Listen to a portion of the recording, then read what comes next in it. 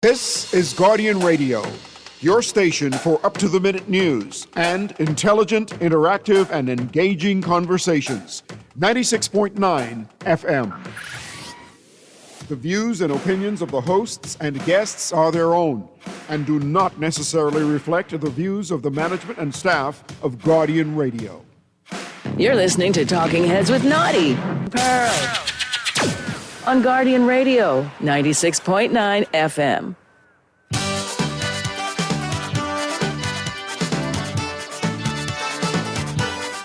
Talking Heads with Naughty is brought to you by Airwick, distributed by Thompson Trading, Bahamas Out Island Promotion Board, Brass and Leather, Burger King, City of Hope, Fine Threads, John's Department Store, Collect, KFC, Lysol, distributed by Thompson Trading, Muffler World, Naughty Johnny's, Prince Masters, Sandcastle Bahamas, and Tropical Gyros.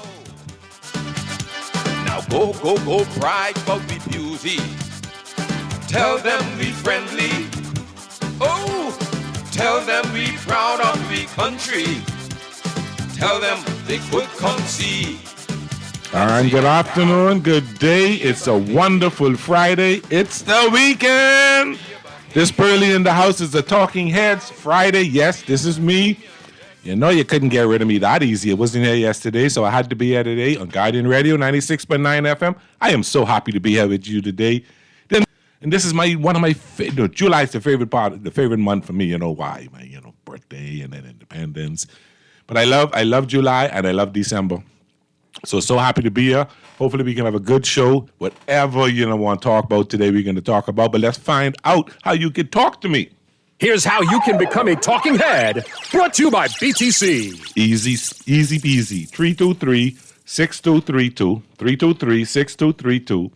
325-4316, 325-4316, or 325-4259, 325-4259, or you can call me toll-free 242-300-5720. And if you're too shy to talk, no problem, text me on the text line, which is powered by BTC, 422-GR96.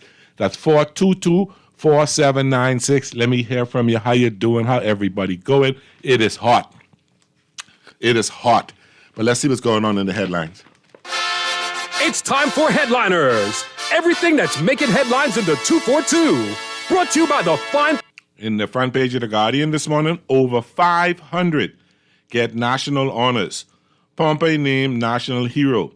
Boy, look at my I see Pearly name there. Okay, maybe one day soon. Parents need to be more involved, Monroe says. Man charged with yacht stewardess' murder. An Independence Day flag raising ceremony at Clifford Park after it got rained out. They had to do it late. On the business section, GBPC lighting cause system-wide outage. Power company assures it has sufficient generation capacity to meet summer demands. I think that meant to be summer. Holographic experience set to transform Bay Street tourism. IMF report criticizes tourism data gathering, and Bo back home to invest in the next generation with Hack IT Camp. Cool. So, how was your independence? How did your independence go? Was it exciting? Was it quiet? I had a quiet. Went to breakfast and then went on the beach. Didn't go in the water. Just chill on the beach.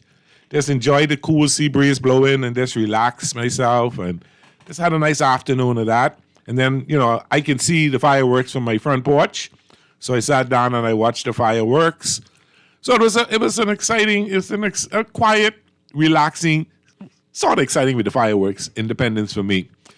But that was it for me. I just wanted to be quiet. I just wanted to chill this time, I didn't want to make a big fuss about it.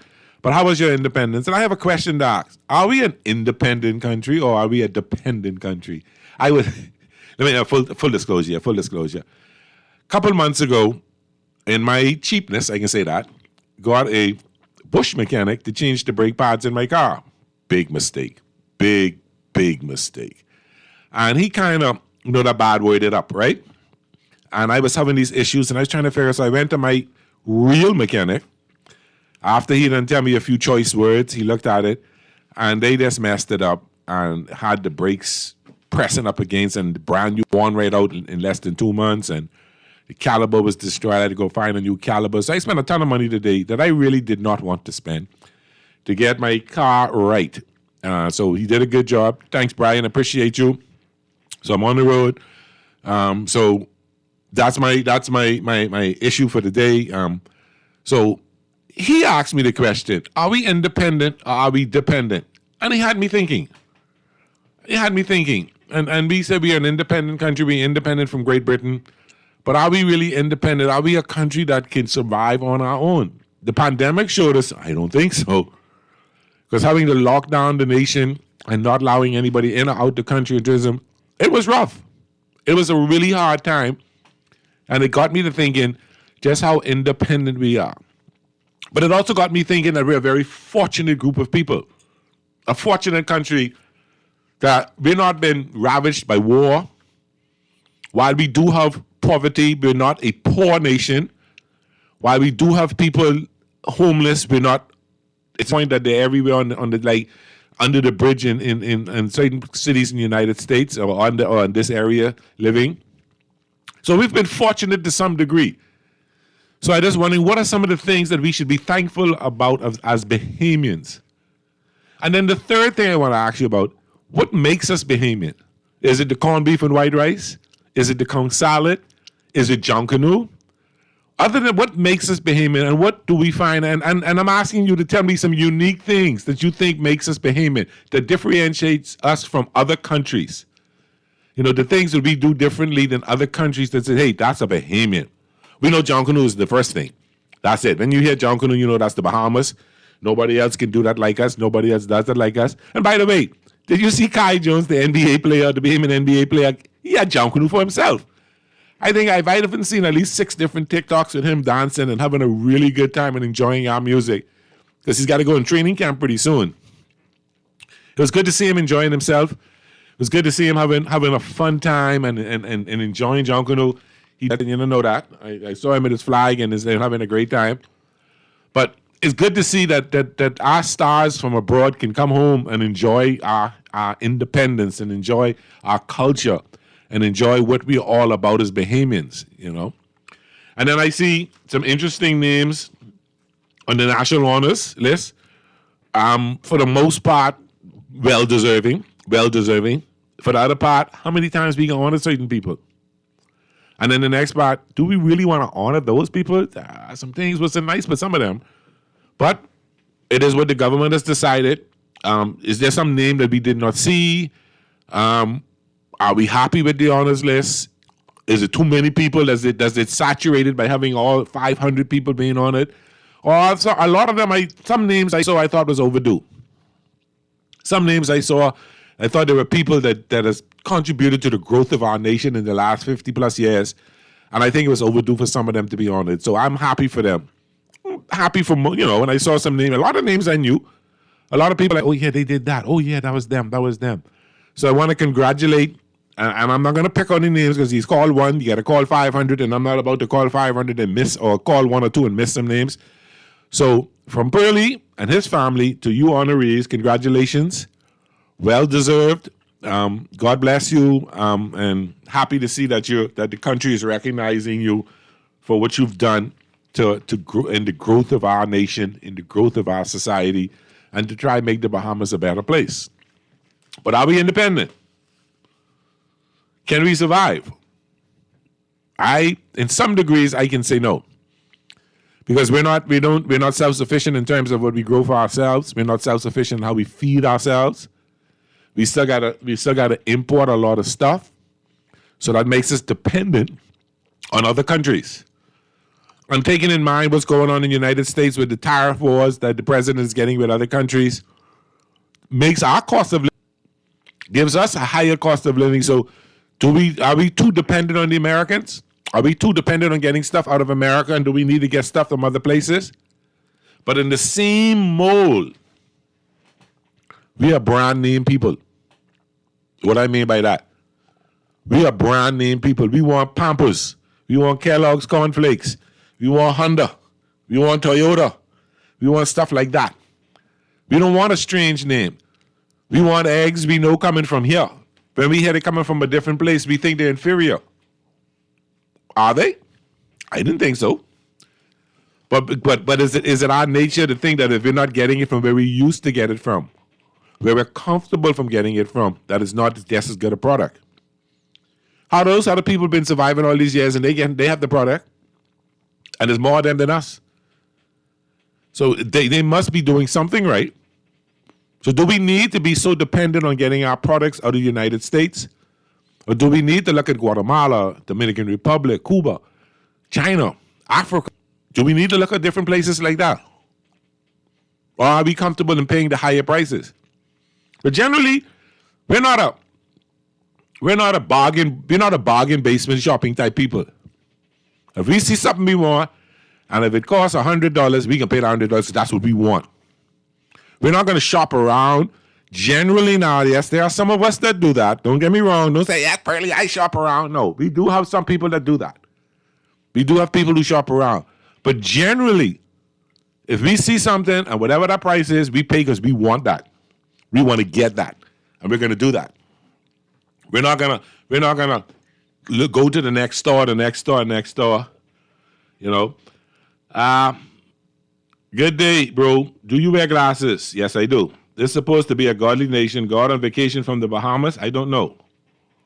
That's a question to ask. Hey, Pearly, we are more dependent than independent. We rely on most of our stuff from foreign. And that's the question. That's some of the things that you look at and say, are we independent when it comes to things like that? You know, we do depend on things that we could do better. Do we need to invest more in agriculture? But do we want to get our hands dirty? Do we want to be the ones that farming? Or do we want them fellas who coming in from another country to do all the farming for us? But complaining that too many of them here. I don't know. You tell me. I don't know. I wonder. I think in some degrees we're an independent thinking people, but we're easily influenced. That makes sense? I don't know if that makes sense. Think about that. We like to watch American television. Netflix, ABC, ESPN. ESPN. Do we watch enough of our own? Listen to our own. So does that make us dependent? What are we doing to make ourselves more independent as a country? Or y'all don't really care about that? Do we are losing our heritage? Are we concerned about losing who we are as Bahamians? You know, my late father, God rest his soul, used to say, we rather listen to reggae music before we listen to Bahamian music. We could sing all the reggae songs, but don't know our own songs. We know more about the American songs than we know about our own songs. Is that so? Me personally, this time I love my Bahamian music. I would much rather go to a family island for vacation. You hear me now? We know if you're going foreign, we're going shopping. If you go with your wife, your girlfriend, your significant other, you're going shopping. That ain't vacation. That's a shopcation. That makes sense? Anyway, we're going shopping. If I want to go on a real vacation where I'm resting, enjoying the culture, enjoying the foods, enjoying the drinks, enjoying the entertainment, I go to a family island. Inagua, most preferably Bryland, Exuma, Long Island. Because I want to hear Rake and Scrape. I want to hear Lassie the Boys. I want to hear that music. I love my Bahamian music. You should have seen me yesterday driving in the car trying to dance. You know, really can't dance like that.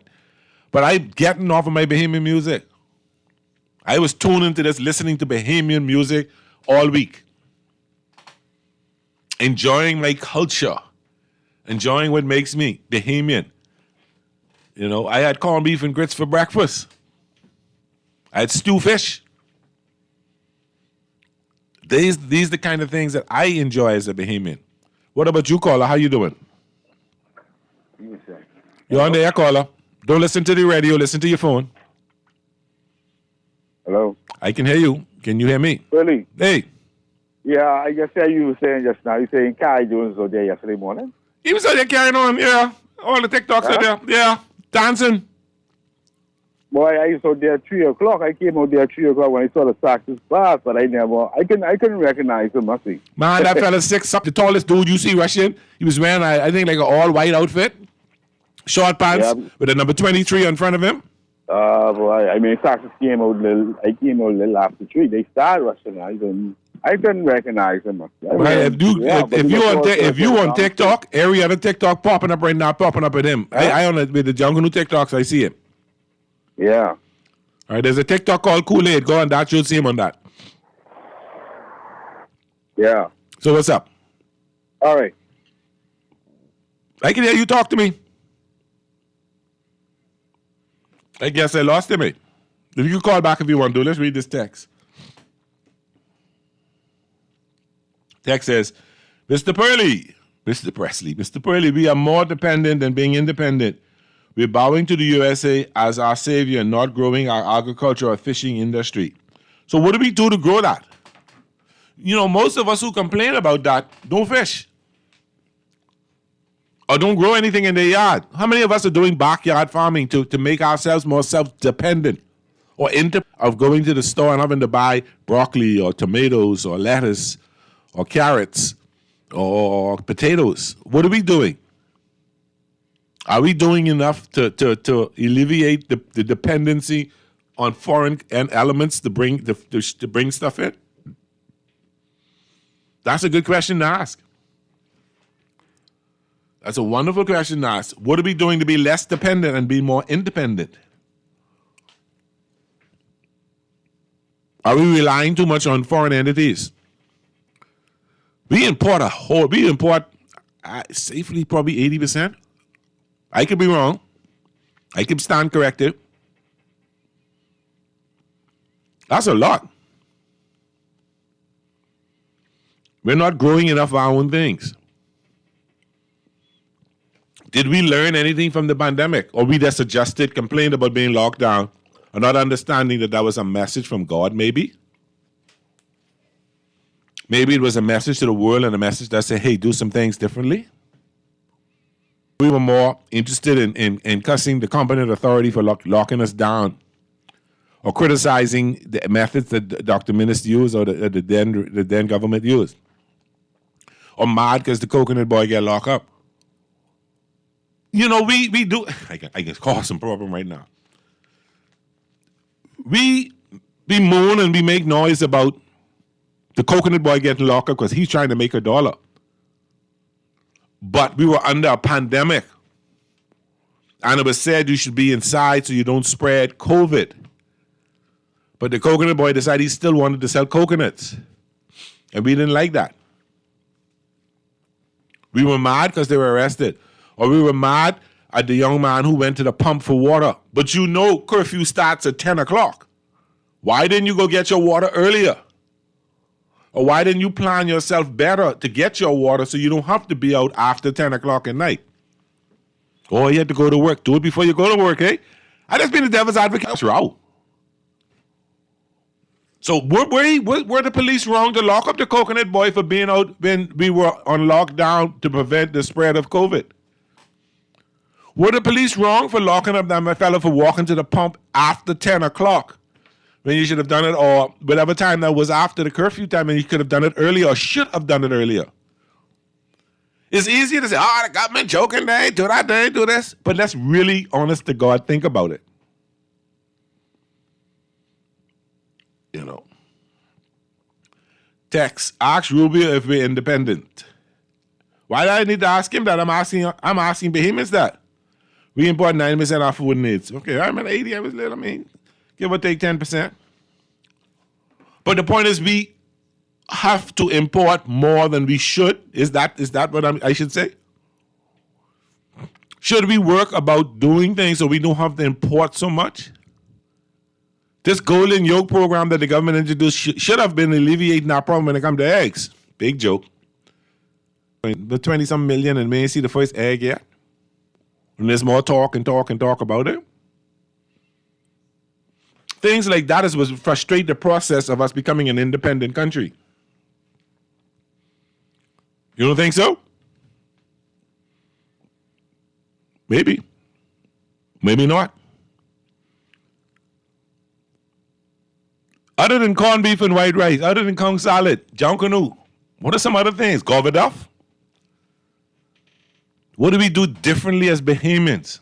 How do we speak differently that it differentiates us from Cubans or Americans or Canadians or Europeans or Haitians or Jamaicans or Guatemalans or Brazilians?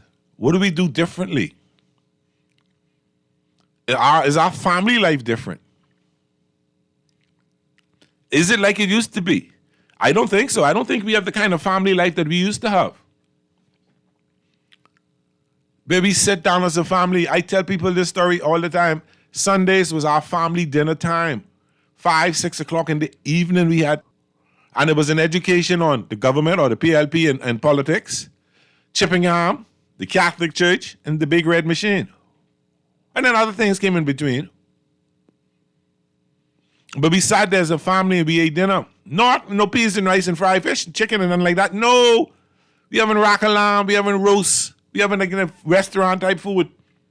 Different from what we ate all week, because we had peas and rice 3-4 times out the week in our house. Fried chicken, pork chop, all that stuff, barbecue ribs. We had that through the week. We had big dinner through the week. And I call it restaurant food on Sundays. Yes, corned beef and white rice on Saturday or sauce. That was how our household was, and I tried to implement that in my house. Sunday dinner as a family, where we talk about the week, talk about things that happen. Do we do enough of that? Do we have a good family life in our country? Or are we losing the family? And what does family mean to you? Or yeah, your daddy ain't your daddy, but your daddy don't know, and you got a bunch of, yeah, that happened, but that don't take you away from being family. Ain't nobody closer than me and my brother. I don't want to say outside brother, but I wouldn't. Ain't nobody closer than me and my older brother. My daddy's son. We close. We talk. We lives in foreign, so we don't hang out like that. But when I do go, I go look for him. And when he comes here, he comes look for me, and we spend time together as a family. My niece and nephew is my family. My sister-in-law, that's my family. Do we do that? Let me read this next text. George Smith, the late George, God rest his soul, Minister of Agriculture in the late 70s, predicted we would be self-sufficient by 1980. That did not happen. So I guess he said, I speak in gibberish. And if I speak in gibberish, tell me what I'm speaking and help me or not. That I am speaking gibberish or not. Or who is speaking gibberish? Caller, help me out. How you doing, caller? Yes, well, I missed that, Mr. Producer. You know what? Let's take a break. Let's take halfway break. This is Pearly. Independence on Guardian Radio 96.9 FM, a Talking Heads Friday. I can be right back. Here we go. Watch it out. Mind what you do, boy. Mind what you say. Tell me who made you perfect in every single way. Stop acting like the sun just only shine on you. For everyone else's rainy day and your sky is always blue. So don't you know that dog will bring bone, you don't bone too. The same way somebody bring you news, they could do news about you. So don't you know that dog will bring bone, you don't bone too. The things that you do to others will come back to haunt you. Oh yeah!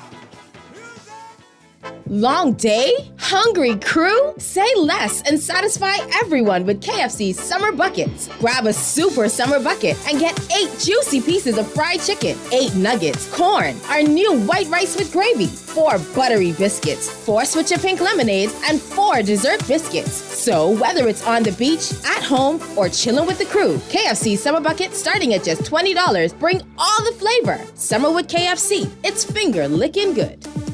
John Shoes and Accessories is your one-stop shop for all your footwear needs. You will find what you're looking for among the growing collection of classic and trendy styles with new arrivals every week. John's covers the whole family and has great prices, helpful and friendly customer service. Your experience shopping with us will be time well spent. Shop with us online at www.johnshoes.com. John's also now carries small home appliances, so come on into John's, located on Rosetta Street in Palmdale and Carmichael Road West. John's, we put fashion at your feet. Here. Since 1941, the Armory Company has been your trusted partner and one-stop solution for all your business and technology needs. From printers to copier leasing, point of sale to cloud video surveillance, and access control to ATMs, we've got it all. And we ship to all family islands. Call our dedicated customer service team now at 397-1600 or visit us behind Wendy's on Mackey Street and experience excellence that stands the test of time. The Armory Company. Your success is our business.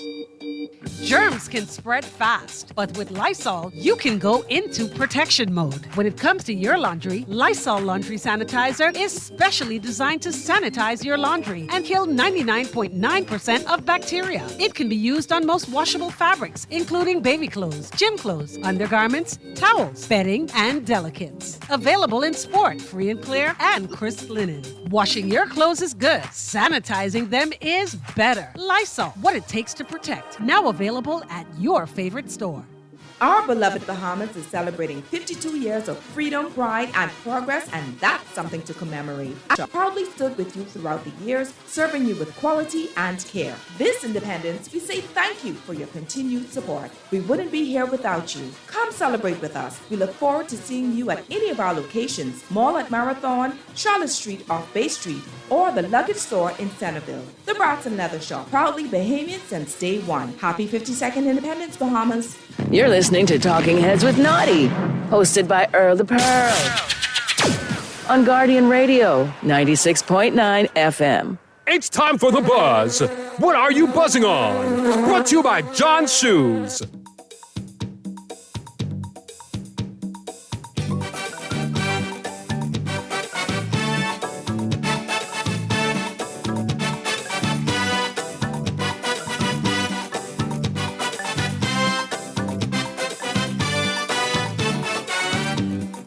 Sunshine on my body, sunshine on my nose. I swim in the ocean without any clothes. Sunshine on my body, sunshine on my nose. I swim in the ocean, twinkle in my toes. Ah, ah.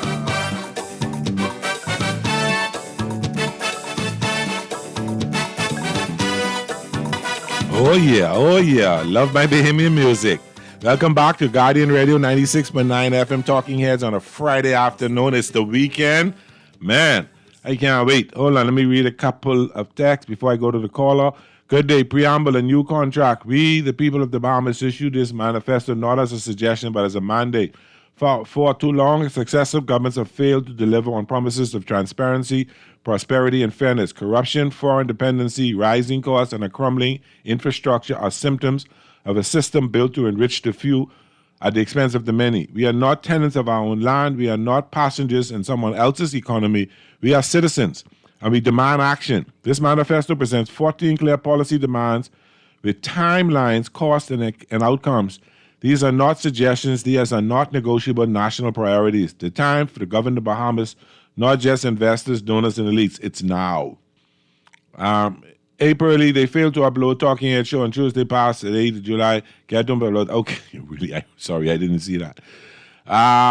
People fly in to bury dogs. They do not get locked up. And, all right, fine.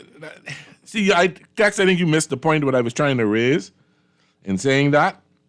Pearly, we had packing houses on most inhabited islands. We had Gladstone Farms, Sawyer's Canning, and from islands. Yes, we had all those things, and none of them exist anymore. None. Hatchet Bay Farms, none of these things exist anymore. Why? Call you on the air. How you doing? Hey, good afternoon, brother. How you doing? All right, Anton. I hear you had all the talk shows for yourself today. Nah, don't try that. Only one I call on. 14 minutes, must be 15 whole minutes. It wasn't half that amount. But I ain't giving you a lot today. But go on. What's up, brother? Yeah. Let me before I start.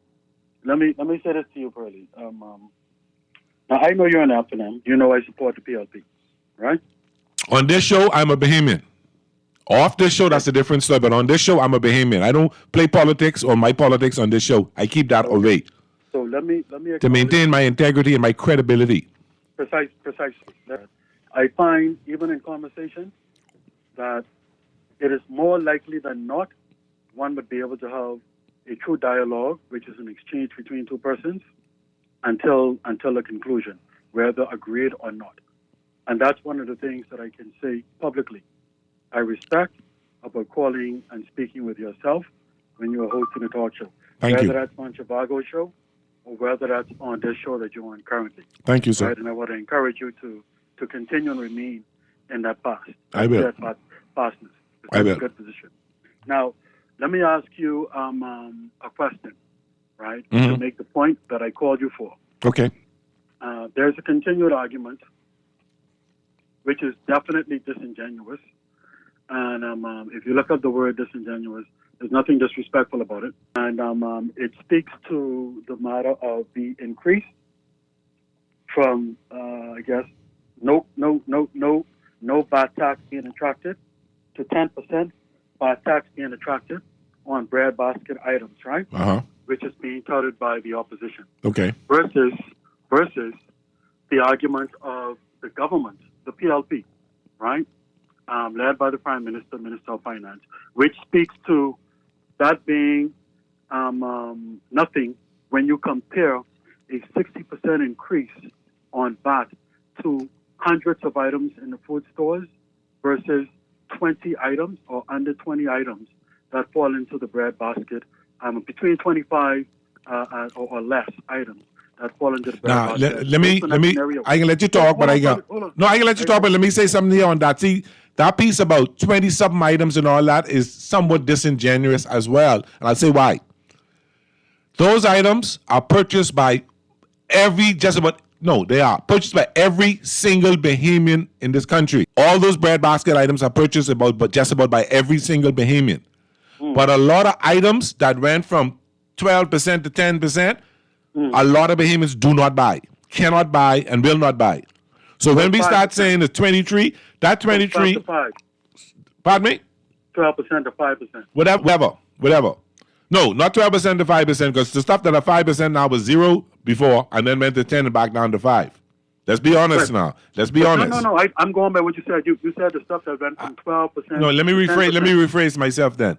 The stuff that went from 0% right to 10% back to 5%, right. 23 or 25 items you're talking about is purchased by all Bahamians.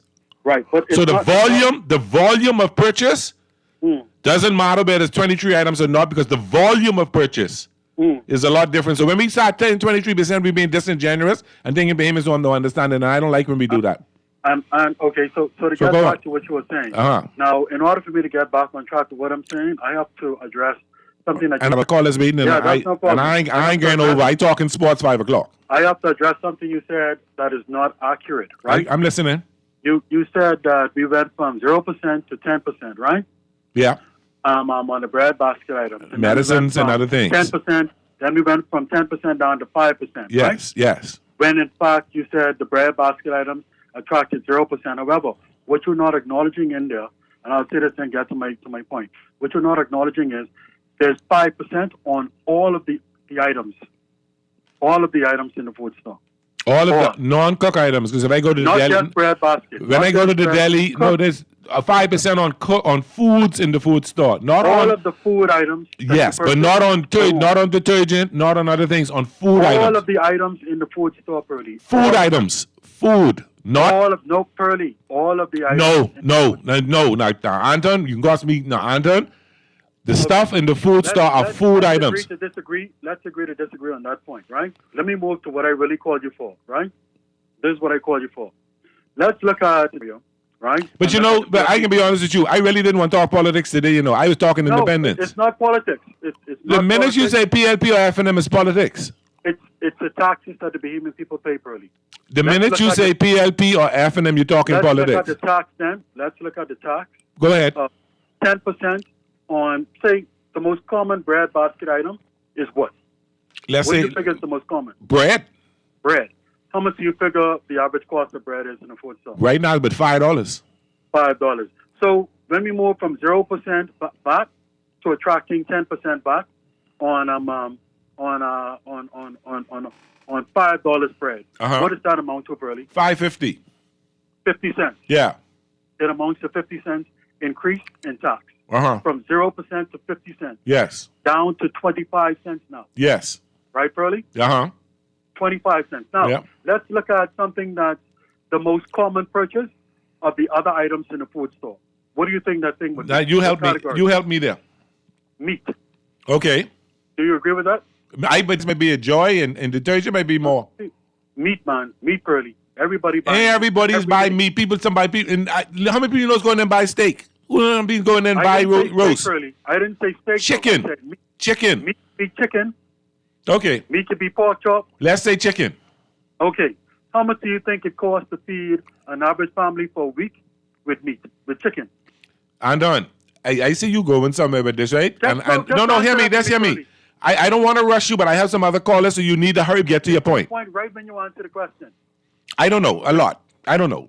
I really don't. 10%, based on the 60% increase that was formerly in place by the previous administration. 60% of that $30 is $18. Okay.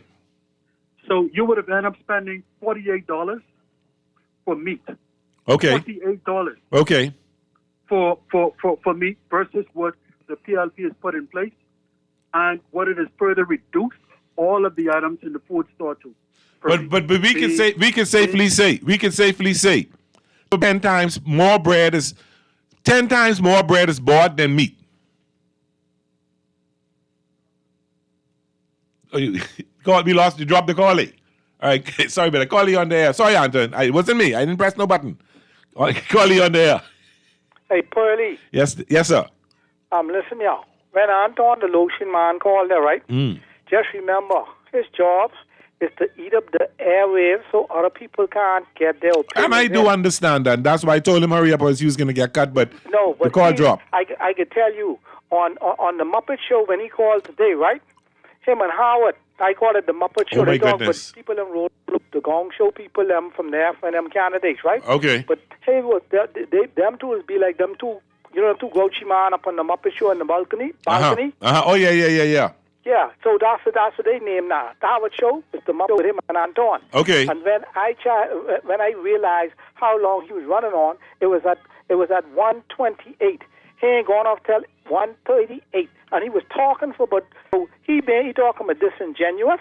Stop lying. And furthermore, he need to do what he need to follow what Toby Smith called in and said. Go read the newspaper this morning with the IMF report where this government and the IMF saying that they lying about those two on IMF report about the tourism figures for this country. You learn about that yet? I started to read something and read about it when I finished. I'm busy running around my car all day. Bread and things like but hey, remember, his agenda is to eat up these airwaves, and that's how they do it. You see what I'm saying? So tell him to go and let Philip Davis them know. I still waiting for them to answer my letter, and it's now been 2 years and 2 years. 9 months and 13 days. Okay? I hear you, bro. I hear you loud and clear, and I know what you're going through. I understand that. I lost that caller. What happened, Mr. Producer? The call dropped. Okay, this next call on the air. How you doing? I'm good. How you doing? I'm good, man. It starts in the second me listening to how much foolishness Anton running on with all the time. Like humans are not intelligent. I have a saying: if you have to argue on a point as much as you have to argue on a point, you're fighting a losing battle. I mean, really, we are intelligent people. We know what's going on. To listen to him and sometimes I blame you guys. Yeah, I know. You give him too much leeway to run on so much nonsense on the air. Yeah, and a certain person don't text me and cuss me for that. But all right. I mean, come on, man. We live in the same country and we intelligent. Yes. We know what's going on. And he's saying that he's touting this narrative like people stupid. And you don't think exactly. They added VAT on items that they never had VAT on, like medication, like insurance, What about that? And like you say, probably bread basket items are the most popular items sold in the food store. Everybody buys bread. Everybody buys bread. Not chicken is poultry, okay? Yeah. So, he every day he come on and listen. Every day it's starting to sicken me because he seems like he thinks people stupid. You know the best way we can keep Anton off the radio other than that's More, not man. putting is more of us calling in and giving our point of view to show him But that it seems Bahamians like aren't he- thinking like like that. We can't get through. It seems like Anton have a different line than everybody else. Anton, what he does is he jump on and he call right away. He must be sitting on home all day and just call talk. No, on the people job. Ain't no home now. On the people job. Wherever he is, but and Howard actually entertain his nonsense for a long time today. And I mean, if that's going to happen, people are going to stop listening to these shows because it's nonsense.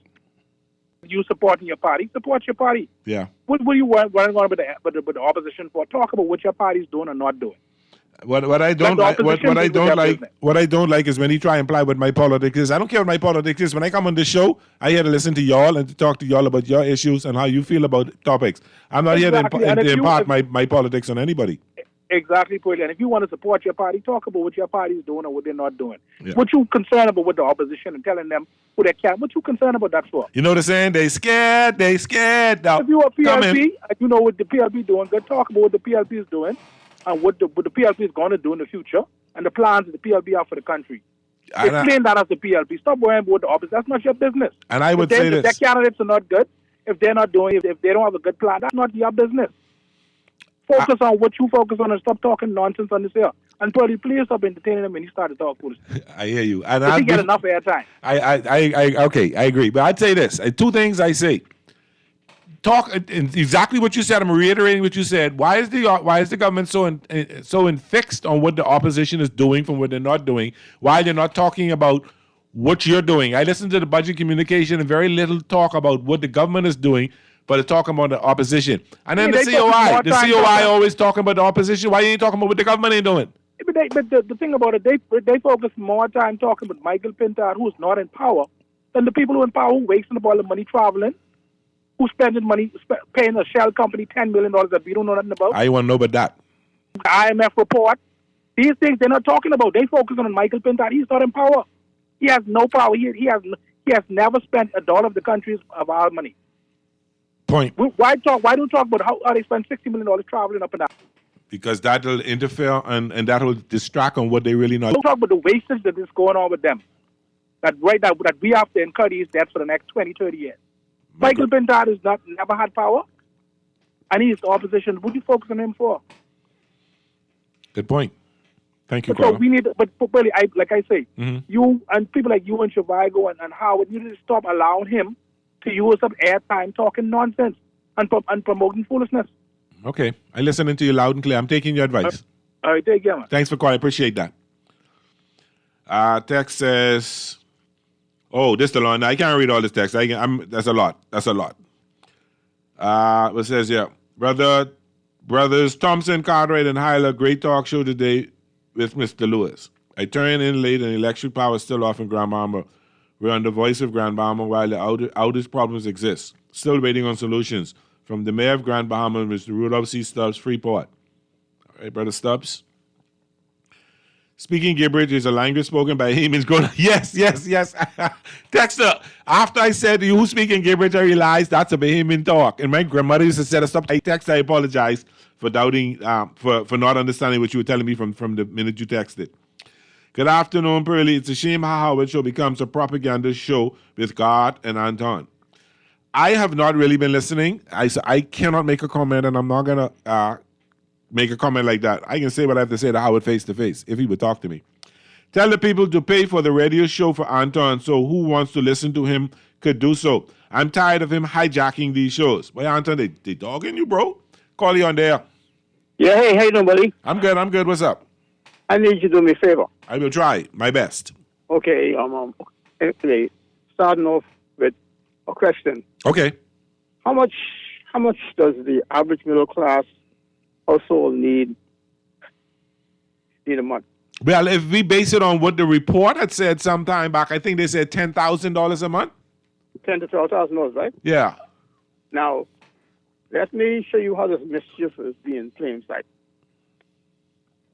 I was able to get a look at the issue, right? At the thing, and guess who they surveyed? I'm listening. They surveyed persons who paid rent. Okay. They didn't survey anybody who had a mortgage. But guess what? The most you're paying for rent now, it might as well be in a mortgage because rent, you can't find nothing cheaper. No, but if it's a middle class survey, right? Our chief goal as middle class is what? To get our own house, I guess. Home ownership. Home ownership, yes. Okay, so now we paid for a survey that was misdirected. So what you trying to tell me is if you have mortgage, it's more than that 10 to 12, it's 15,000. No. I'm just asking. I'm trying to tell you that I arrived at the conclusion that the middle class is looking for a raise. I got you. You know what? I got to watch you. Every time you come around the alley, through the back door, and then through the manhole to me. But if you look at all the and the survey was about lifestyle. Yes. Not substance. I got you. And that's where we get off on these, Anyway, you and Noddy are probably the only persons in talk show I trust right now. Thank you very much. I appreciate that. I'm sure Noddy does as well. I believe all your mother doers eating from a particular table. Bye. Have a good day. You have yourself a wonderful weekend, my brother. You talk soon. Call you on the air. How you doing? Hey, what's going on, Burley? Hey, brother. Bless up. You was talking about independence, right? Yes, sir. And, in the human journey, I've been on this journey trotting along in a little while. The fittest of the fittest, natural selection, whatever, they did the same thing, whatever, right? Mm-hmm. I was looking at the human journey. You all need an attorney because whilst you have the sporadic, not conversations, right? Throughout on the global plantation, how I looking at it now, the big plantation. Politics and bureaucracy has hijacked democracy, right? I was saying this during the pandemic, and then I look at term independence, and we see where the Governor General all of a sudden had the power to declare an Emergency Powers Act, right? Enforce the emergency powers, which we all were locked down, etc. And the people on the plantation seems to forget this. So I'm looking at our leaders. Minister gave us a warning one time, and he made a speech. I don't know if you remembered that. You didn't remember the speech, right? I've listened to a lot of speeches he made. KCX is why we're saying there'll become a point in time when he'll infringe on our sovereign rights, etc., etc. Okay. And they allowed us to be a part of an experiment contrary to the Nuremberg or international law as a result of the Nuremberg trial, right? Uh-huh. We have all become distracted with geopolitical and local theatrics, At the end of the day, the bureaucrats and the politicians are our enemies. It all boils down to them because what I'm saying is all of a sudden the emergency powers appeared to me. I don't know if it just appeared suddenly to you.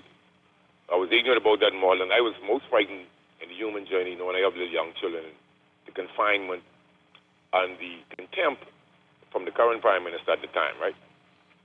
Not saying everything he did was bad, but, before the pandemic, I didn't like him. So are you saying we should not have been locked down?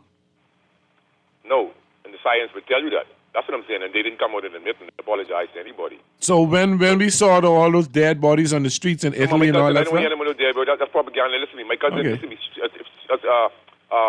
Pearly, I don't want to say cutting you off, right? But what I'm saying is I had a cousin, I had a lady, I had many friends die during the pandemic, So did I.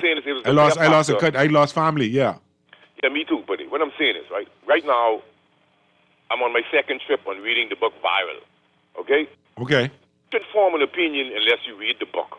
Now, what I'm saying is, when you go and look back in retrospect, I could see, you don't understand, there was no, the outdoor transmission dynamics, the lies, the misinformation, the disinformation was intentional, the fear, et cetera, et cetera. You have to look at things logically, the death rates, absolute risk reduction versus relative risk reduction, learn these terminologies that people was trying. That's why I said it was always calling for a scientific ombudsman or 52, you got to move a little faster. Go a little faster all the time. Go ahead. Go, because I don't want to taking up the show. No, I ain't gonna say that, but I just try that. You don't try that. And so what I'm saying is, because what I'm saying is, when you read up on it and you listen to all of the professionals, you're seeing a resurgence of what you call of these diseases because of the vaccines made people's immune systems weakened by pacifying the non-specific antibodies versus the specific antibodies. Point taken. Kind of deep. I don't want to get into it, but what I'm saying is, go quick now. You get 10 can't see seconds. that we should have learned a great lesson. When you could log on millions and billions of people on the same concept, when you read the book Viral, you will see that China is guilty of doing the same thing that they did during the 203 SARS outbreak. Okay. Put down the high genomic sequences, hide the scientists them, told them, and they hide them from the BBC reporters, told them what to say, move patients around. It's a number of things that they did. Shut down their database. But when you really look at it, it really was because, you know, 52. I want to cut you off, but they tell me I hang up at 5 o'clock. Yeah, bless her. Yeah. All right, thank you, brother. So I wish I could let him talk. I understand where he's coming from. Quickly read these last couple of texts. Pearlie, tell Anthony he needs to summarize his comments to 30 seconds from now. He takes up too much airtime. Pearlie, please stop your callers from criticizing other callers. Guardian Red exists to encourage people and view like this. I agree with the people. Anton takes up too much time. Cut him next time. And finally, tell the PLP to pay for a radio show for Anton so he wants to listen to it too. So I already read that. Thank you so much, everybody. Thank you for the call. Thank you for the text. Oh, my Dodgers breaking my heart. My Dodgers breaking my heart. This is Pearlie on a Talking Heads Friday on Guardian Radio 96.9 FM. We'll be right back after the news. Carbon Road, now Village and Coconut Grove. Community all over the place. Disregarding this bohemian race. Confidential. It's a confidential. All I do is win, no matter what. Feeling lucky? Here's Cuban Willie's numerology report. Brought to you by the Island Game. Wepa, soy yo, Cuban Willie, and it's baby. It's Friday, time for my numerology report, brought to you, of course, by the Island Game. And I have the double whammy slammy for you. The 3 and the 4 ball, the 3 and the 4 pelotas. That's what I'm talking about. The 3 ball. 925 925. And the Lucky Friday 4 pelotas. 00850087. Win with the Island Games. Stay winning, my friend. Hear that? That's not just a crunch. It's the sound of flavor turning up. Introducing the Doritos Kentucky Chicken Sandwich, a delicious combination of KFC's juicy original recipe extra large filet, stacked with real Doritos nacho cheese chips for a loud, cheesy crunch in every bite. It's bold, it's crunchy, and it's only $8.95. Everyone's chasing the crunch. Don't be the one who missed it. KFC and Doritos, a crunch that's finger-licking. Fly away with me through the Bahama Keys. Tired of the hustle and bustle of Nassau? Fly away to the Family Islands with our fly-free offer for Bahamian residents. Stay at any of our hotels for 2 nights and get a round-trip ticket for free. Visit BahamasResidence.com for details. My Bahama land, yes, my country. Come fly away with me. Cancer Treatment Centers of America is now City of Hope, creating one of the leading cancer care and research networks from coast to coast, providing more of what you need. More locations means more care closer to home. More specialists means more expertise. More research means more breakthroughs. More advancements means more treatment options. And more options means more hope. Learn more at cancercenter.com. You're listening to Talking Heads with Naughty, hosted by Earl the Pearl. On Guardian Radio, 96 point.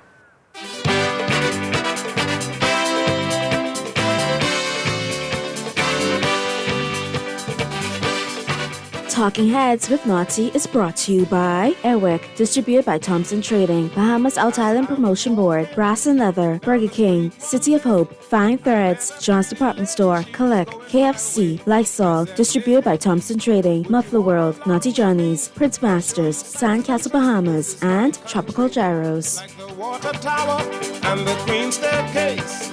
And maybe later we could go to my place. She was looking pretty and smiling. with me, and I take my line and speak island.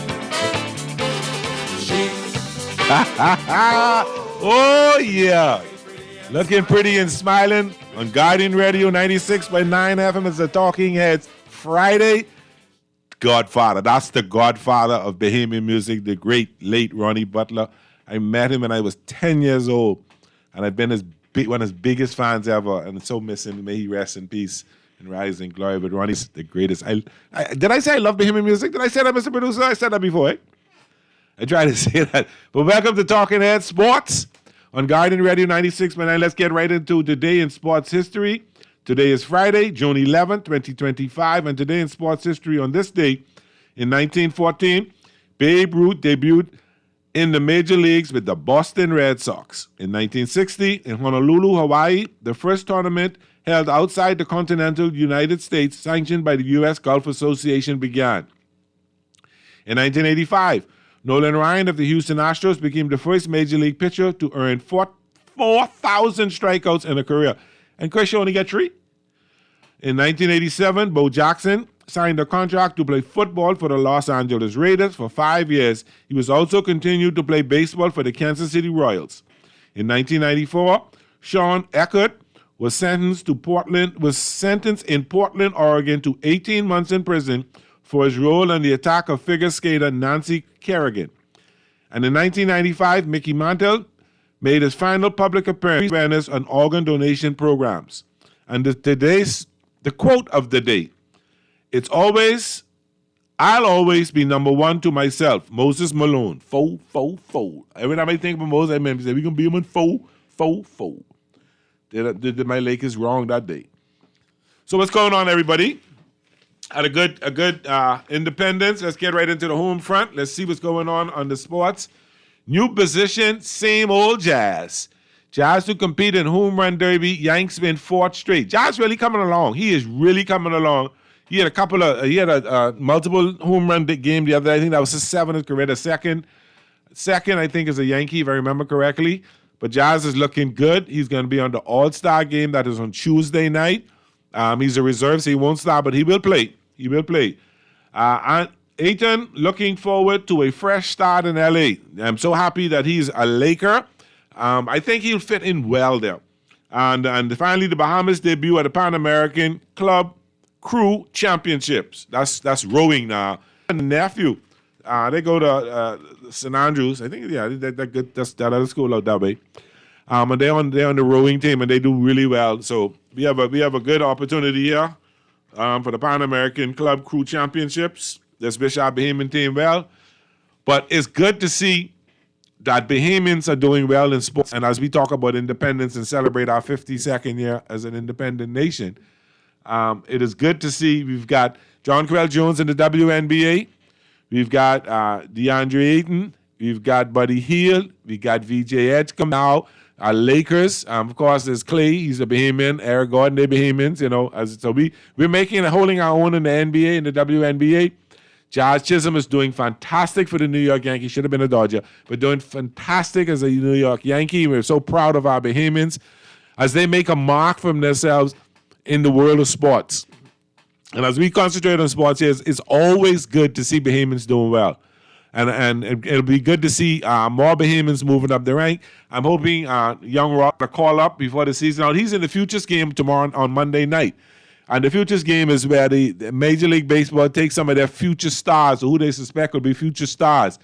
Lucius, I think, played it, and I think Jazz played it as well. So it's the game where they say, these are players you're going to see tonight, but hopefully you'll see them in a real All-Star game in years to come. And so I think, I want to say Christian Walker, but don't quote me on his first name. I keep forgetting the young man's first name. But he's in the Futures game, and I think that is going to be played on Monday night, if I'm correct. So that'll be good to see them play. Good to see some young, up-and-coming superstars play, and hopefully we'll have another Bahamian in the major leagues this year. I'm hoping he gets, they have a X amount of players on the team up until September 1. And then on September 1, I think they bring 10 or 12 players up. And sometimes they bring these young players up to get them to get a little feel for the game and see how they would work out. And they give some of the veterans a little bit of rest in what we call the dog days of summer. To get a little rest and get these guys to get some playing time in the big leagues. We call it they come up for a cup of coffee. So hopefully he'll come up and maybe make the playoff. No, I don't think he's team in the playoffs, but at least get a little couple of bats, get a time to feel and get a feel to play with the Major League Baseballs and play in some Major League Baseball parks. So I'm looking forward to that. Kai Jones was John Canoe in it. That's another. I forgot to call his name. Forgive me, Kai. Another NBA player from the Bahamas that is making a mark for himself in the NBA and surely made a mark for himself on Bay Street. He was having a really good time, rushing with the Saxons, dancing and doing his dance and having a great time. And that's what it's all about. It's good to see when our stars come home. And welcome home, Kai. It was good to see you there. Enjoy seeing you having a good time, enjoying John Canoe. It was great. It was great. Great. I loved it. I loved every minute of it. I loved it. And that's what you want to see. So hopefully, maybe one day we'll be able to have all them fellas come and rush one day together. You know, get Kai and Buddy and VJ and DeAndre come and John Quell to come and rush and Jazz to rush. That'd be good to see that one day. I look forward to that. You know, but it's wonderful. And like again, I can't say it enough. It's wonderful. Caller, you are on the air. How you doing? Hey, Pearly. Hey. Yeah, I calling back because my little cousin Kai Jones, right? Uh-huh. He's rushing with the Saxons, right? Yeah, I saw him rushing, yeah. But I know I was hating freaking Davon Jones' head. That's he bar, you know. Okay. From one of them Valley boys. Oh, really? Oh, really? I didn't know that. Later. See, you come on there and say that and cause problems for me. Oh, interesting. Very interesting, they used to say. Brother Kai, I don't care who you rush for. I'm just glad to see that you home and you came to have a good time and to rush, and that was fun. So what's going on sports-wise? My Dodgers. Oh, my Dodgers. 6 in a row losses. We look bad. We look like we don't deserve to be in first place. But we'll have to change all that tonight when we go into San Francisco. We start a 3-game series just before the All-Star break. Now, Sunday is the last game for the first half of the season. And then they take Monday, Tuesday, Wednesday. They're back on Thursday. Some back on Friday.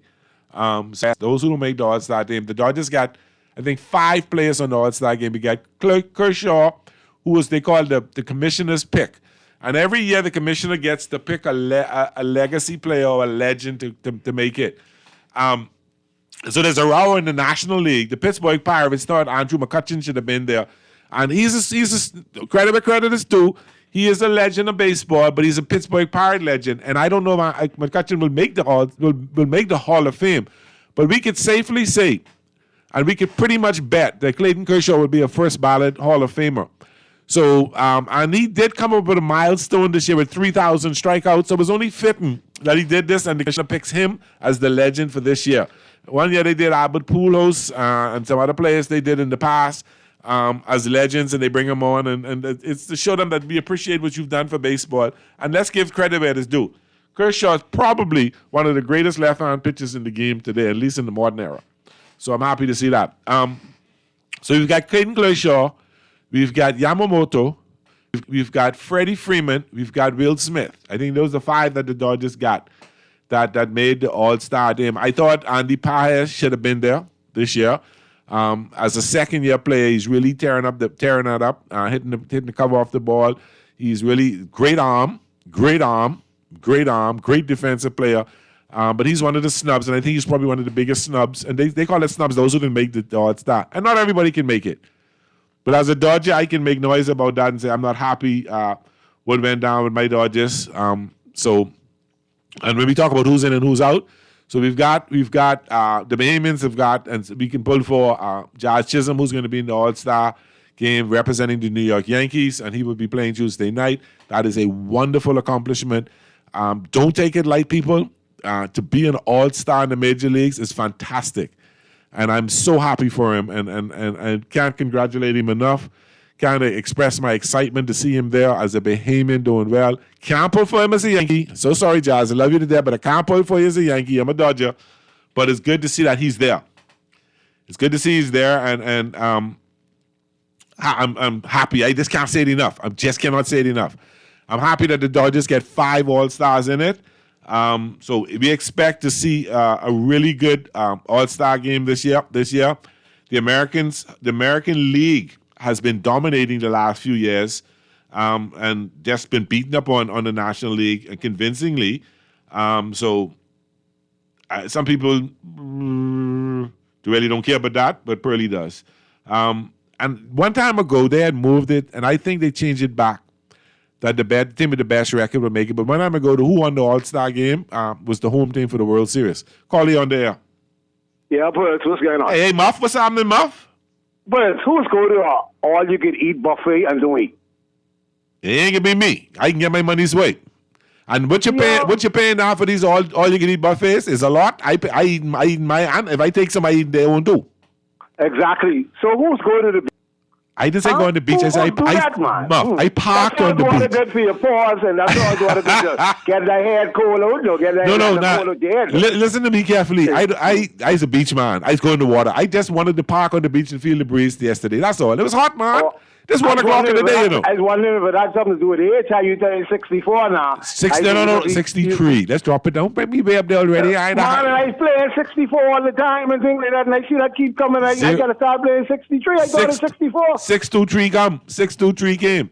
Yeah, I see it. Yeah, but one more loss now, and then you all will be tied with Naughty them with 7 losses. Oh, so you hoping for that, then, eh? Well, you know, how the Marlins looking, man? How the Florida Marlins Actually, the Marlins, they ain't nowhere to be. They in terms of record, and I'll put it up for you now. In terms of record, but they've been playing some pretty decent baseball in the last couple of weeks.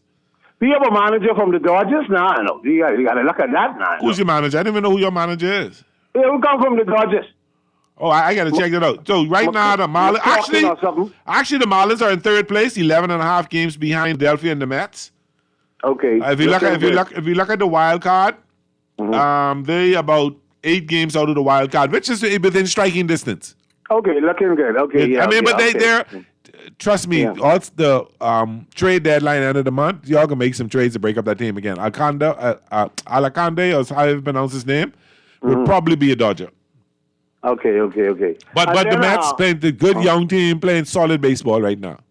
Okay, that's good then. That's good. Well, I want all the Miami teams follow suit. The Dolphins and the Heat. The Dolphins can be a lot better than they were last year. But I don't think they can win the division. But they'll be a lot better than they were last year. Okay. So what happened to VJ Tom? Oh, I don't know. I heard when I pulled up the game, they said VJ was out of the game, and I didn't get any update on it. He probably just sprained up. If he sprained it or broken. I've gotten the details on that, but I will make sure I get the details and let you know. Okay then. All right. Even if I text you later, bro. Yeah. Hey, have a safe weekend, but I come and hear you. Yeah, because you got something for me, right? Yeah. But hey, just like you was dealing with car, I was dealing with AC brake today, brake. Oh, yeah. The curl in my compressor is gone. I had to get that changed. You see this heat, you can't do it over AC brake. Tell me about it. I get that right. She right now, she ice up. What? You know, woman, even you ain't got AC brake, all the makeup was sweating off and things. What? Don't eat your light. Yes, boss, we the league. Take care, Mom. Good to hear from you, brother. That's funny. Yeah, but let's take a quick look at the standings, because since Muff brought it up, let's take a quick at the American League.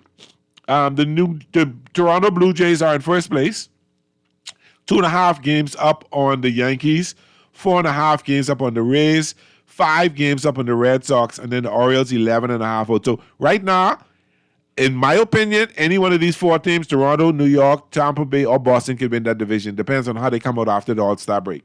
Over in the American League Central, Detroit is just walking away. 13.5 over the Twins, the Guardians 14.5, and the White Sox finished 27 games out. Over in the AL West, the Astros got a 7-game lead on the Mariners, 9.5 on the Rangers. Watch that race. Pearlie saying this to you on July 11th. Watch that race. Angels 10 games out. Athletics 17 games out. That could turn into something interesting.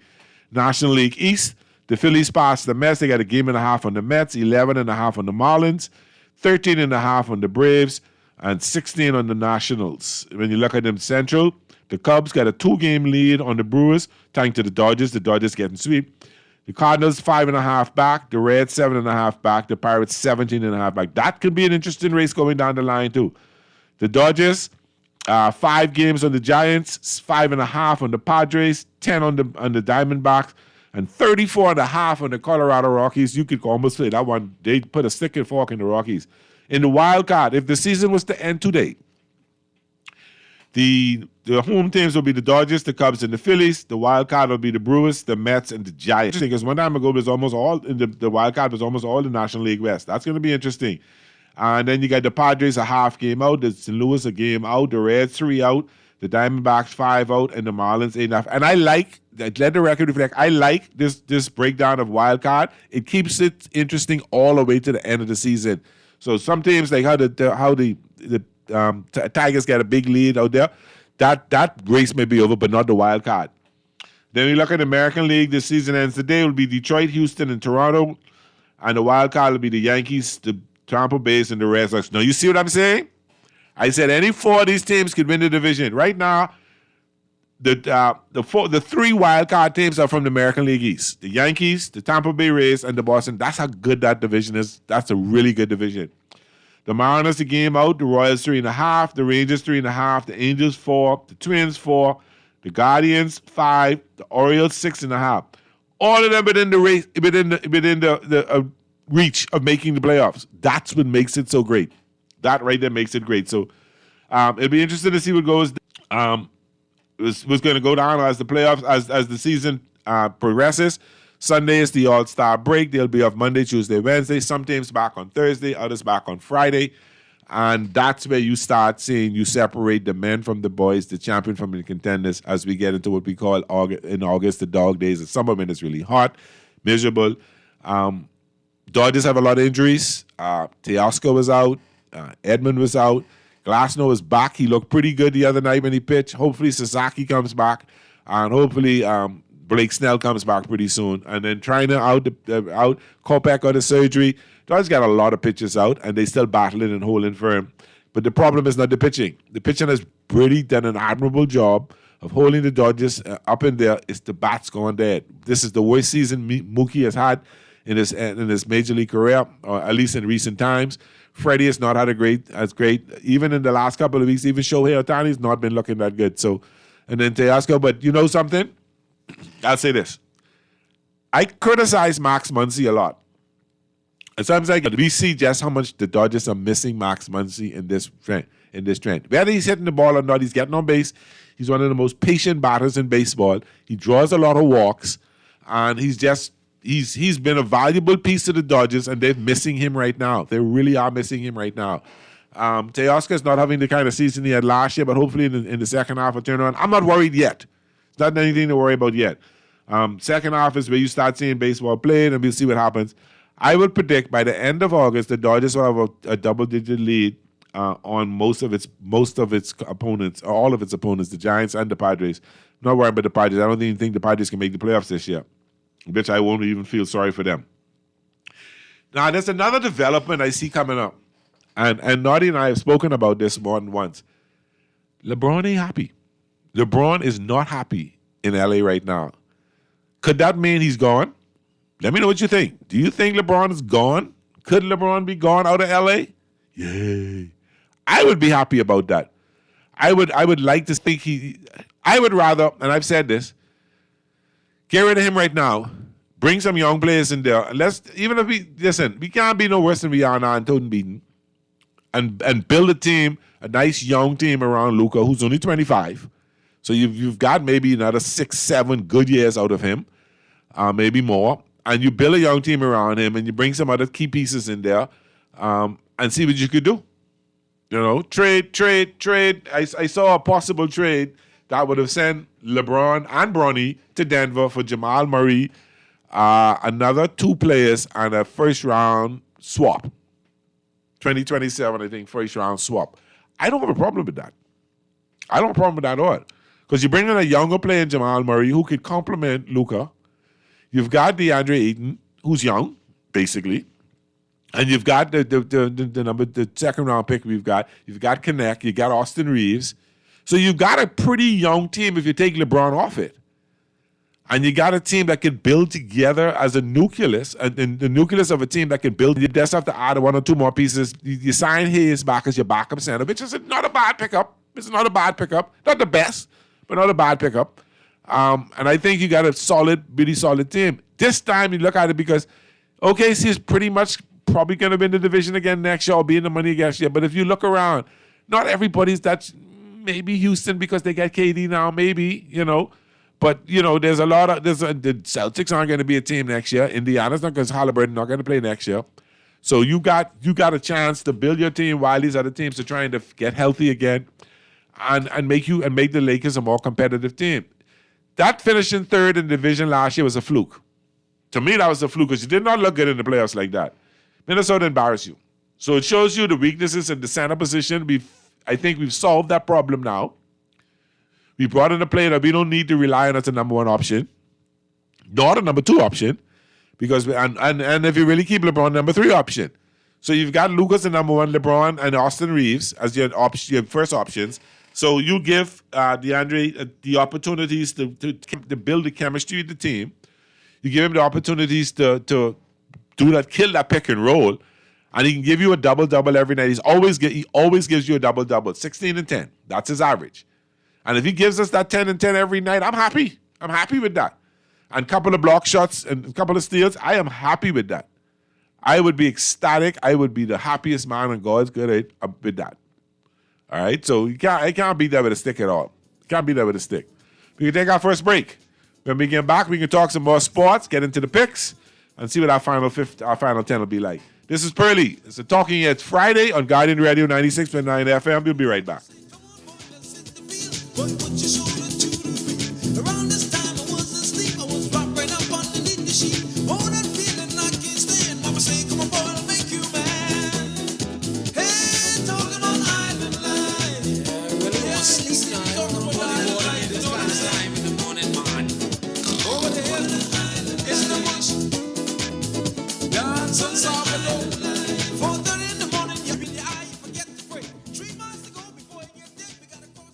You try to rest, but roll with the best. For all your printing needs, there ain't no one better, no. For posters and banners, magazines and flyers. For window decals, greeting cards and newsletters. No job too big and there's no job too small. You name it, we can print it, just give us a call. Let Print Masters bring your masterpiece to life. Located at the Nassau Guardian Building, telephone 302-2361. Long day? Hungry crew? Say less and satisfy everyone with KFC's Summer Buckets. Grab a super summer bucket and get 8 juicy pieces of fried chicken, 8 nuggets, corn, our new white rice with gravy, 4 buttery biscuits, 4 Switcher Pink lemonades, and 4 dessert biscuits. So whether it's on the beach, at home, or chilling with the crew, KFC Summer Bucket starting at just $20. Bring all the flavor. Summer with KFC. It's finger licking good. The technicians at Muffler World on Mackey Street and Robinson Road to make your car perform better. Like make sure the wheels are properly aligned and the brakes actually work and that your car is using the correct oil and in fact has oil. Those same techs can replace your entire exhaust system. Check out Muffler World for the top of the line Walker muffler. Now if you want your ride to sound rude, Muffler World can help you there too with a system by Flowmaster. Muffler World, Mackey Street and Robinson Road. Mufflers and a whole lot more. Looking for tech solutions without the hassle? Since 1941, the Armory Company has been the Bahamas' trusted tech partner. From access control and cloud video surveillance to smart home setups and laptop repairs, we handle it all. Need a repair? We've got you covered, no matter where you bought it. Can't find what you need? Call us at 397-1600 for a custom solution. Visit us behind Wendy's on Mackey Street with delivery to all family islands. The Armory Company, where your tech problems meet their match. Feel the forming room. For over 70 years, Airwick has been connecting people to nature, one breath at a time. Infused with 100% natural essential oils, our fragrances are crafted to capture the beauty of the great outdoors. So whether you're feeling floral, citrusy, or just a little woodsy, Airwick brings nature home to you. Available now at Kelly's, Lowe's Pharmacy, and your favorite local store. Airwick. It's not just a scent, it's a nature moment. You're listening to Talking Heads with Naughty, hosted by Earl the Pearl. On Guardian Radio, 96.9 FM. Hey, Ryland, sweet, eh?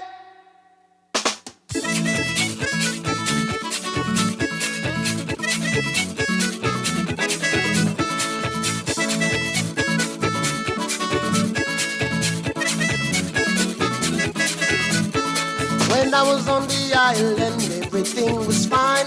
All the things we did down there, man, it blew my mind. Even the horseback down the reefs, man, it feels like paradise as I walk the beach. Harbor Island is where I want to be. Harbor Island, lots of things to see. Harbor Island, I got sand in my shoe. Harbor Island, lots of things to do. And welcome back to Garden Radio 96.9 FM. Brylan Sweet. Brylan, you ever been to Brylan, Mr. Producer? You don't know what you're missing. Brylan Sweet. See, you got ask Brylan, he's straight. In the song, they say, I know one girl named Nikki. I know that person, you know. I actually know Nikki. She's a dear friend of mine. Her family is a dear friend of mine. Her cousin's my best friend. The Clare family or the Brylan, but that's one of my favorite islands. So maybe you go with me, I can cover you. Okay, y'all following Wimbledon? I know we're not a big tennis followers here, but we got Alcaraz. You know Alcaraz beat him the last tournament, so number 1 against number 2 set. Djokovic got dominated by Sinner. Dominated. It was embarrassing. Straight sets. Novak Djokovic, straight sets lost to Sinner. So Sinner will play Alcaraz Sunday morning. So that should be kind of breakfast with Wimbledon. That should be kind of cool to see. I'll call you on there. How you doing? Yeah, boy, y'all gonna tie the Yankees tonight. 7 loss. You think so? Consecutive, yeah. You saying that because you believe that, or you saying that because you want us to tie the Yankees?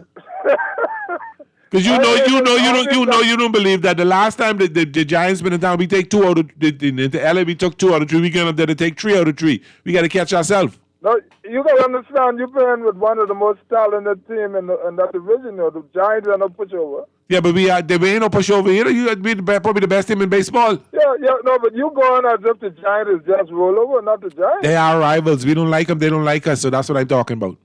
Yeah, because remember now, won almost 3 consecutive World Series. No, they won. No. They won. I didn't say 3. They won 3 other year. They went like in the even years. I think in 10, 12, and 8. They won 3 World Series in the space of 5 years. Yeah, like that. Yeah, they did that. Yeah, you're correct. That's correct. Don't tell me I know. Yeah. Listen, your mouth out there? Oh, man, you don't think I know baseball? No, I know you know baseball. Yeah, like I said, it's good that the commissioner recognized your star pitcher. Yeah. And yes, he deserves to be in Hall of Fame. Yeah. I would want to see what Jazz do as a Yankee. Yes, I'm more than proud being a Yankee. Yeah. I mean, that's true. That's good for you guys, and I like that. Yeah. But yeah, you guys are fortunate to have a Bahamian superstar coming to join the rank and files. You know, you all are very fortunate, and not only that, my Lakers. You all get him for almost nothing. Well, we were lucky, but you know, it may only be a 1-year career option for the second year. But he's making his money, and we just doing a little difference in it. So we got him for a good deal. We get him to have a great year, and then we'll give him a nice contract next year. Yeah. After the first year, then you'll have exercise that option. Yeah, and then hopefully LeBron will be gone, and we'll have some money we can spend. Yeah, but LeBron should. I think this LeBron last year. That's the reason why he's not looking happy. No, I think this might be his last couple of days, and I hopefully this is last. See, I think when management met with him, the new owner said, you know something, or you got to get up the book. Yeah, because he ain't bringing up to the team. $50+ million is a lot. You know what you could do with $50 million? That's 3 players. Huh? That's at least players, not just 3 players. That's 3 quality players. You're very right. 3 quality players, or you could get a really superstar, another quality player for that. Yeah. So he shouldn't feel no way. This can make him 23 years in league. Yeah. And go home and lock himself. No, he wants to tie Kobe for 5 and try catch Jordan for 6, but that ain't happen. 5 rings? Yeah, that ain't happen. So he now want to embrace suffering. He wants to try call himself gonna happen. No. He's not gonna get no 5 rings. It should be just have a good season and just call it that. Amen. Okay. All right, Mr. Yankee, thanks for calling. So now, football. Spring training camps are open.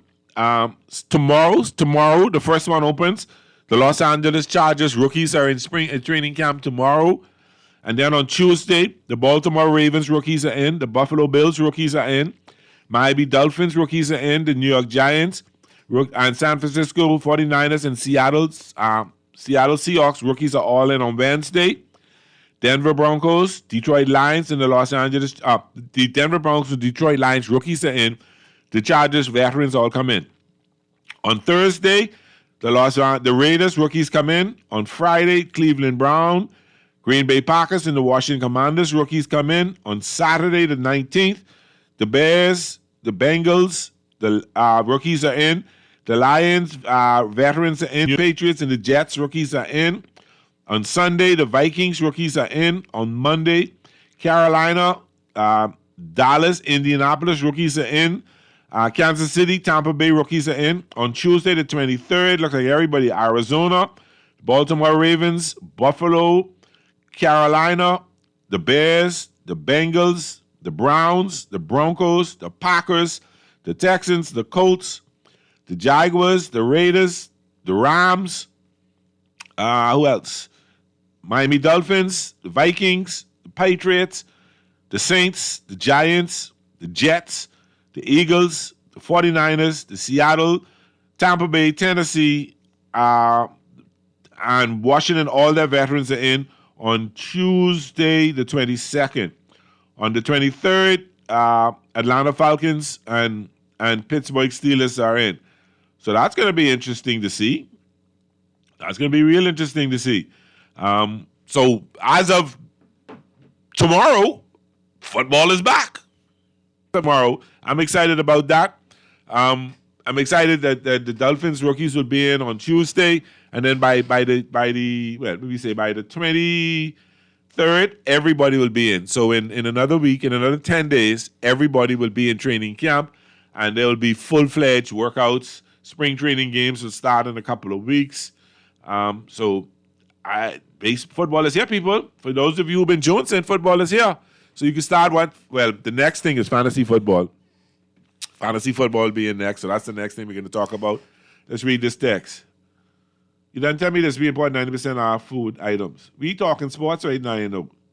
We need to import some Dolphin stars. But, so, what I was saying now, yeah, so football begins tomorrow. I admire the marketing department of the NFL. They keep football relevant almost 12 months out of the year.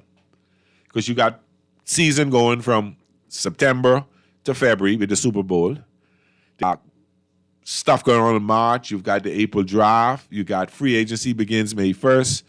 And then you've got talk about free agents from May and June, collective bargaining agreement, blah, blah, blah. And then July, spring training starts or training camp opens. They keep it relevant. They keep you wanting to talk about football. You don't forget about what's going on. And I see other leagues starting to do similar things to market their leagues. The NBA is doing a little bit more of that, and Major League Baseball is doing some of that to market their leagues. And that's what you do. You got to keep people. You know, one time ago you shut down football in February. You don't talk no more about it till September. Now we keep talking about it, and that's what's great about it. So that's a good thing. Let's get into the picks, and we're gonna pick baseball today. Okay, baseball. We're going to do more baseball. Okay, so we've got the Chicago Cubs at the New York Yankees. Flexen pitching for the Cubs. Rodon pitching for the Yankees. I like the Cubs tonight, you know. You got the Marlins at the Baltimore Orioles. Cabrera against Kremer. I like the Orioles tonight. You got the Seattle at the Detroit Tigers. I like the Tigers tonight. The Tigers really looking good. All right, they looking good. So I like the Tigers tonight. You got the Tampa Bay Rays at the Boston Red Sox. And this is interesting. There's some interleague pay here. Tampa Bay, they could see where they would move amongst that. Because I said to me, and I remember I told you, between Toronto, Tampa Bay, the Yankees, and the Red Sox, any one of them could be in that division. So you got the Red Sox hosting and Dobbins pitching and Rasmussen. I like the Rays tonight, even though they're in Boston. You got the Colorado Rockies at the Cincinnati Reds. Everybody beating Colorado. I'm going to go with the Reds tonight. Burns pitching for them tonight. You got the Cleveland Guardians at the Chicago White Sox. I like the Guardians tonight. Everybody beating up on the White Sox as well. You got the Washington Nationals at the Brewers. Brewers playing some good baseball. They kept coming off a sweep of the Dodgers. I like the Brewers tonight. You got the Texas Rangers at the Houston Astros. The Astros coming off a sweep of the Dodgers as well. It should be a good game tonight. Rangers playing some good baseball. Astros tonight. The Mets at the Kansas City Royals. Senga pitching for the Mets. They need them in badly. I'm going to go with the Mets tonight. You got the Pittsburgh Pirates at the Minnesota Twins. Skins pitching probably. Skins record is 4-7, but he got a 1.9 ERA because they're just not scoring runs for him, and I think they're going to score some runs tonight. I picked the Pirates to win tonight. You got the Braves at the St. Louis Cardinals. I like the Cardinals tonight. You got the Diamondbacks at the Angels. I like the Angels tonight. You got the Padres at the Phillies. Phillies battling. Phillies in first place. I like the Phillies tonight. Toronto Blue Jays at the Athletics. They beating up on everybody. I like the Blue Jays tonight. And you got the Cleveland already beat the White Sox in Game 1 tonight. And you got my Los Angeles Dodgers. Dustin May pitching for the Dodgers against Webb, the All-Star for the Giants. The Dodgers need them in bad. I think the bats come alive today. I like the Dodgers tonight. There you have it. Thank you so much. Happy Independence, everybody, and finish enjoying your independent weekend. Muff, again on the beach, again in the water this time, okay? Take care, everybody. God bless. Thank you for listening. Thank you for the text. Appreciate it all. This is Pearly saying goodbye from Talking 96.9 FM. Be good. 30 years apart, but the way Jack you'll never know that. Oh, mommy, I want. I'm so thirsty. Oh, Lord, I want baba, mommy. I want. I'm so thirsty. I want my baba. Our real mother died last week, and we knew stepmother named Betsy. She tell us to ask for what we want, and that we all should call her mommy. Oh, mommy, I want. I so thirsty. Abaco, get ready for the summer's official rum and beer Lincoln. Royalty Sounds present Found Fast. Saturday, July 5th, Morris Harbor, Abaco at the Royal Recreational Ground. Gates open 5 p.m., $20 entry. Ladies free before 8 p.m. with Nassau and Abaco's hottest DJ. Don't miss the beer drinkers versus rum drinkers competition. Pulling for the best side, icicle liquor. Can't run with the fast. July 5th, Abaco. Sponsored by Collect, the beer of the Bahamas. Drink responsibly. BK Nassau and Pepsi want to bring you a fun day on us. Upgrade your favorite combo and get a chance to win great prizes like staycations at Atlantis or Baja Mar, powerboat adventure excursions, or a Blue Lagoon dolphin encounter. You can also win a relaxing day at Sandy Toes or a VIP movie experience at Fusion. Upgrade your combo at any of Burger King Nassau's 7 locations and enter to win online at bk242.com. Win fun days with Pepsi and Burger King, where taste is king. John Shoes and Accessories is your one-stop shop for all your footwear needs. You will find what you're looking for among the growing collection of classic and trendy styles with new arrivals every week. John's covers the whole family and has great prices, helpful and friendly customer service. Your experience shopping with us will be time well spent. Shop with us online at www.johnshoes.com. John's also Napa's, so come on into John's, located on Rosetta Street in Palmdale and Carmichael Road West. John's, we put fashion at your feet. In these very difficult times when crime is on the increase, you don't need to waste money on imitation security. Get the best at Wemco Security, the company you keep. Don't delay. Call today or visit their office at 32 Collins Avenue across from Columbus Primary School.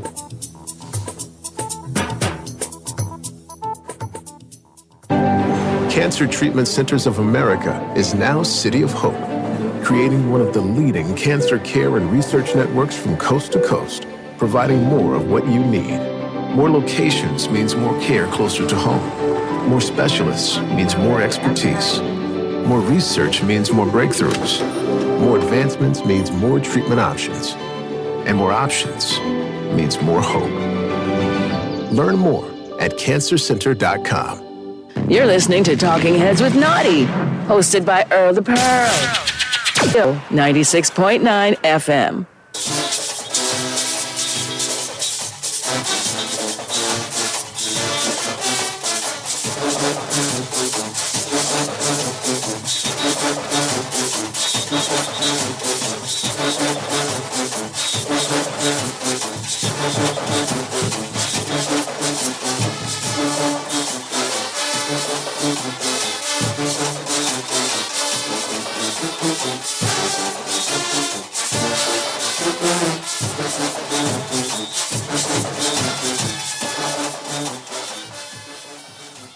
We've had this guy in a lot because the Lakers have been in the news all the time. Jovan Buha, formerly of The Athletic. He's got a new job coming up. He's got his Buha's Block podcast. Hasn't invited me on, but whatever. He's going to... Open invite whenever you want. He's going to the Summer League tonight to watch Bronny. Within like an hour, Yeah. I'm going straight to the airport, yeah. Bronny versus Cooper Flagg, huh? Yeah. Is that how it's being built? Cooper Flagg versus the 58th pick? 55th, sorry, apologies. We'll get to that soon. But we've got to start, obviously, with DeAndre Ayton giving his first interview since going to the Lakers. And I think people are already past his failures in Portland and forfeiting $10 million to get out of town. He said LeBron has not texted him, but Luka has. Now, you had a great nugget last time that Austin Reeves and Jake LaRavia share an agent. Doesn't Luka share an agent with DeAndre Jordan? So maybe that's like agent... Or is there something, should we read something into this? No, so I've heard they have a good rapport, like by NBA standards, Okay. a good rapport between Luka and DeAndre Ayton. So they share an agent. They were the two top three picks in the same draft, 2018 draft. Ayton went first, Luka went third. Their families have met each other. Like they have a rapport. So Luka, I've been told, was on board with Ayton coming on, and like he got the stamp of approval. So Luka's excited to have a pick and roll partner, and like DeAndre Ayton, for all of the discourse around him, will say, has been statistically one of the most efficient pick and roll threats, pick and roll finishers, lob threats, like over the last few years. So I think Luka's excited. Certainly an upgrade over Jackson Hayes, we'll say. come So on. like, Yeah. I think like this is a guy who's been double-double every year of his career. Obviously, there's been some questions with the motor and whatnot, but like, Yeah. I think like he's effectively in a contract year, so he's got a lot to prove. And he talked about like this situation fueling him, and like, yeah, I thought the best line of his whole press conference was, I can't run from this. Like, I picked this platform. I can't hide from this now. So this is going to be the most scrutiny and spotlight he's dealt with in his career, playing for the Lakers as their starting center. So we'll see what he's made of. And it feels like maybe, you know, he had always been saying, I just got to get that second contract, the big one. He got that. So he's been paid, and now they lost in the finals when he was like 22 in Phoenix. Does he marginally change the Lakers or significantly change them? Because, I mean, again, they had nothing at center last year. I think it's probably somewhere in between. Okay. Just because, again, like if you go back to the playoffs a couple months ago, they literally could not play a center. Like JJ Redick lost all trust in Jackson Hayes, and it got to the point where they were through Maxi Kleba in a game 5, like 3 months with a foot injury and foot surgery. So it's like that showed you the level of. Now it's interesting. Jackson Hayes is back, and I think as a backup he's fine. Solid. But he also does share an agent with Luka and DeAndre Ayton. So they're yeah. I mean, but I think these are all positive signs for Luka's upcoming extension on August 2nd. Okay, so a lot of Luka talk, Jovan. You're not talking about LeBron a lot. What's going on?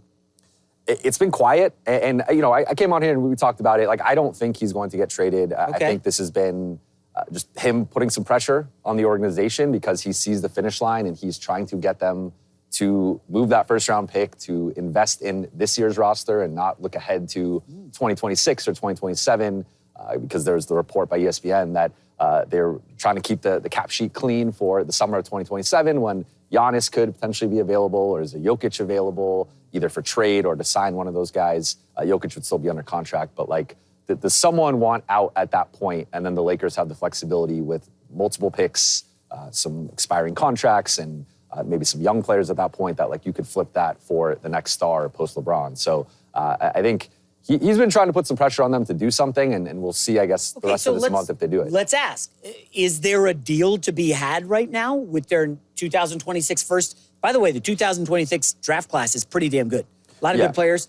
But like Dalton Connect in the first, that's not getting you much. So they can't trade the 2026. It has to be the 2031 or 32. So I guess the upside there is like you are betting on what are the Lakers going to look like in 6 or 7 years, which I mean, Luka will be, I guess, 32, 33. Should still be in like maybe the tail end of his prime, but still probably in his prime. I think that pick has value.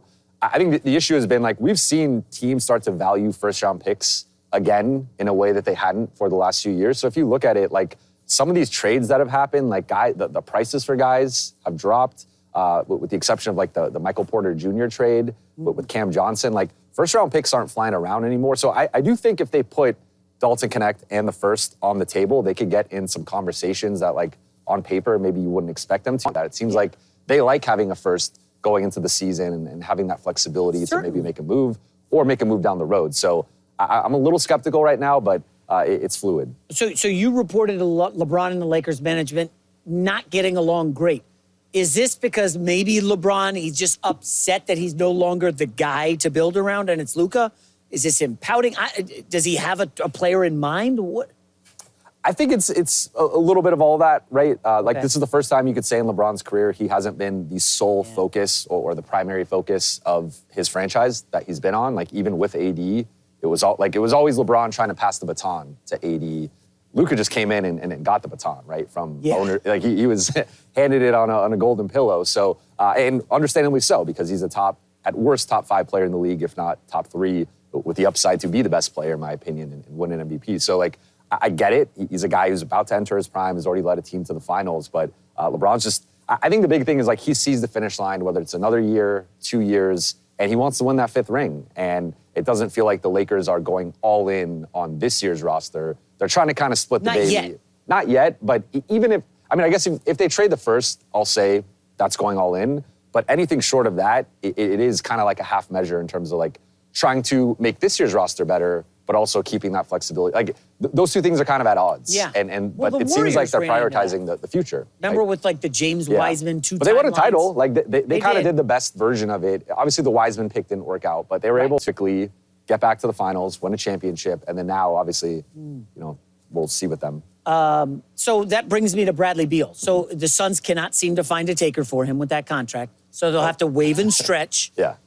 And I was saying at the outset, Beal at $50 million, not really good. Beal at $5 million, amazing. Do you anticipate that to happen to Beal? And then who are the main contenders for him? Sounds like the Clippers are the main above threat. the Lakers? Yeah, because they could offer him a starting spot with the Lakers. It gets a little dicey if you look at like Luka, Austin, Beal, LeBron. A lot of firepower, but defensively, that's going to be. But their closing lineup would 100% have Beal. Ayton, but again, LeBron. But then I just think that defense isn't good enough. If you just look at, right? Like, but wouldn't the offense overcompensate for it with Beal and Reeves on the perimeter? Maybe. But I think we kind of saw Phoenix try to do that approach with KD, Booker, and Beal and be like, like they tried to go the all-wing offensive approach and it just didn't really work. So I'm personally skeptical. Like, I'm of two minds. Beal at $5 million, great value. Yeah. And the Lakers, I think, need a talent upgrade. So, like, from that perspective, you could talk me into it. I just think he would have to buy into probably a 6-man role and selectively close. Like, there might be some matchups where it's like, we need more defense, so you're not closing tonight. And is he okay with that? I think he's still trying to get back to being a starter. And because you also got to think about his next contract, right? So, like, in the NBA, once you accept a bench role, once you get bought out, like, there is like a stamp on you that I think affects like your perception and like your next deal. Like, very few guys are able to get bought out and like rehab their value. So I think once now you're making $5 million, now you're coming off the bench, maybe next contract's like a mid-level contract. So I think for him, maybe going to the Clippers or going to like a Milwaukee, I think would be the come on. Not from like a competition perspective, but like he could be the number 2 guy in Milwaukee and like really show. So let's what back he up then. has. What does Bradley Beal want? He's made I can't say that word. He's made a lot of money. Made a lot of money. What does he want? Has he been to a conference finals? Not to my no. Second round with the Wizards. Like, does he want to win or make more money on $100 million in his career? I'm just guessing. Probably more than that. Yeah. Do you want to win? Like, also going to the Lakers versus going to the Clippers. Like, the Lakers are going to be on more TV games. They're the most high-profile team in the league. Yeah. I mean, the money he could make off the court with the Lakers. I don't know where is his wife from. You don't LA? have to sell him. I I agree with you. Like, I understand the arguments for the Lakers. I just think if the Clippers are offering a starting role in like 30 minutes a night and the Lakers can't quite match that, I think at that point, that's a potential differentiator. Who is the Beal Harden backcourt stopping? I mean, come on. I think we could run some pick and roll against them. I would like to think so. I think Beal at $5 million might be the best contract in the league, given what if he can put up 17 a game. He's still better than people have given him. I think he's gotten a little too much flack because of the contract and because of how much a failure that Phoenix situation was, where he still averaged 17, 4 and 4 last year, 39% three-point shooter. He's still good. It's just not $50 million good. So basically, in a at 8 and Beal at 5, two, awesome rotational players for $13 million. That would be a home run. They'd get an A. Would that get LeBron, you think, to buy in and get out of this funk or whatever he's dealing with right now? I think he's going to buy in. I think it's going to work out.